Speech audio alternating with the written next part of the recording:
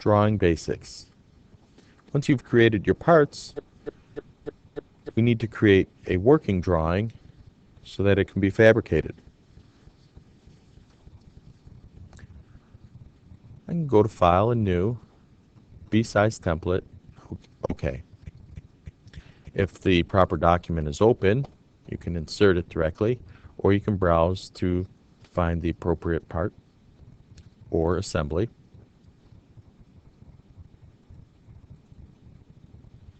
I double-clicked it because it's the correct one, and I wish to create multiple views. So front, top, right side, and an isometric view. It's bringing in at a scale, the sheet scale, which is in 4:1. But perhaps well, I'll leave it for there for now. But this is where I would change it. I could always change it at a later time. So I accept that. There's an isometric view in this drawing. That's here. So if we apply any dimensions to it, we want the actual number, for instance, the 60 thousandths, to be measured at 60 thousandths, not the oblique skewed angle in size. So yes, if I put any dimensions on my isometric, I want them to be actual, true, projected numbers.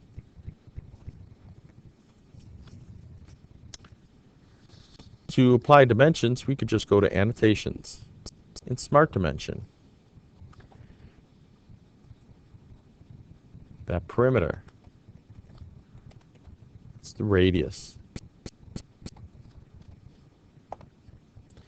Or I could select the line, select the line. Here it shows it as the diameter. And it's just like applying dimensions in our sketches. Line, line, vertical.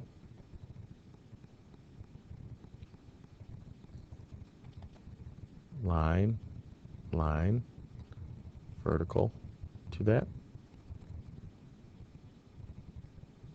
You could select individual lines.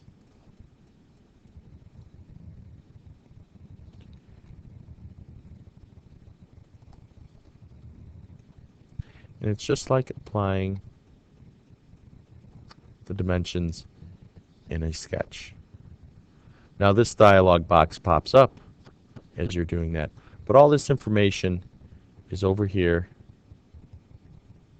on the left-hand side. I found it easier to control it over here on the left-hand side.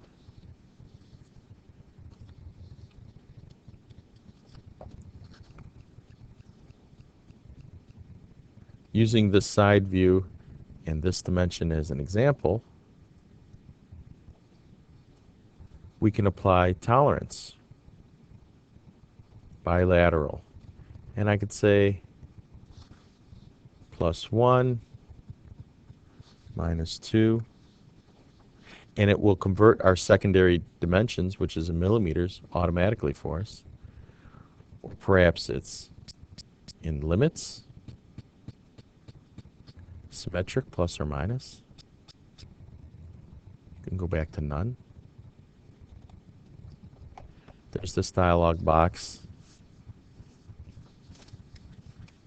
And we could type in here. Perhaps there's a note.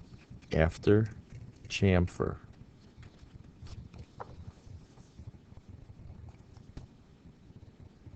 We can delete that note.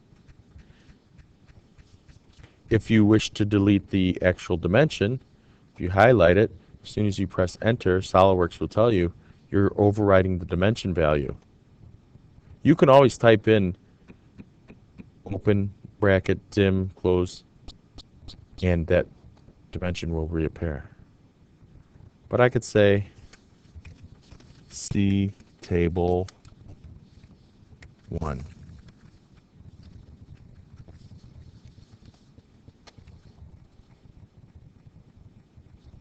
I can go back and I can press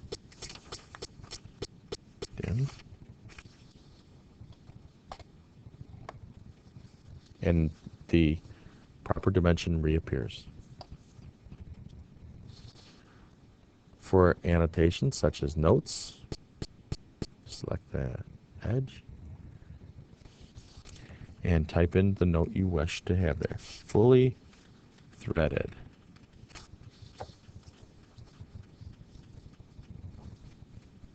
If there are additional notations here, next line, next line, last line, we can change the position and what that text looks like and how it attaches to the leader.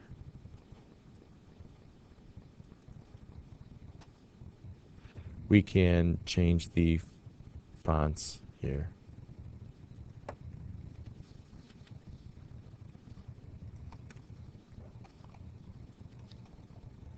Additionally, there's this box which pops up in various locations, adding symbols. So that's where you get your center line, degree, diameter, spherical diameter, plus minus. Click OK. So there's lots of things you can add as appropriate and necessary.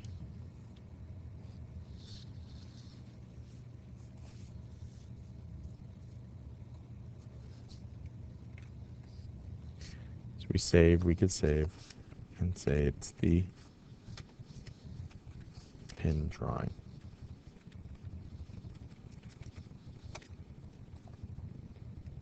And once you give it a name, and that file is in here, it's pin, that's what we called it, and there's the drawing number.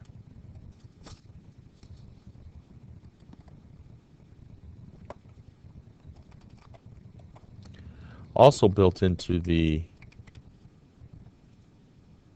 borders, normally you won't have to do this, but I'll type an example over here. We have to think of the sheet of paper as our basis, and laying on top of that is our template, and then upstairs from that is our part. We don't want to inadvertently go to delete something here and delete all this text here. So it's kind of locked out. It's on the lower floor. To edit this bit of information, we have to right-click and edit sheet. And here we could come in, and perhaps we don't need this group of notes.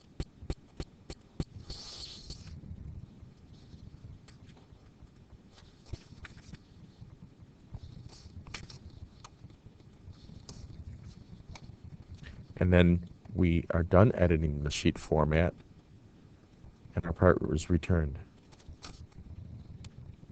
So that's an example of how you can edit that bit of information. There are things like drawn and check by. Those are found in the properties, file and properties. And I can say drawn by, and I can put my name there. And OK, and it appears. How does SOLIDWORKS know to put that there? Buried on that edit sheet format layer, edit sheet format, if I was to type in $PRP colon quote drawn by close quote, the $PRP calls the property that's found on this table. And there are a whole lot of them that are already programmed in there. So that's how the description and the part number come in. If you wish to delete views, you can just select them, delete them, and you could just move and drag them around. Be sure to save.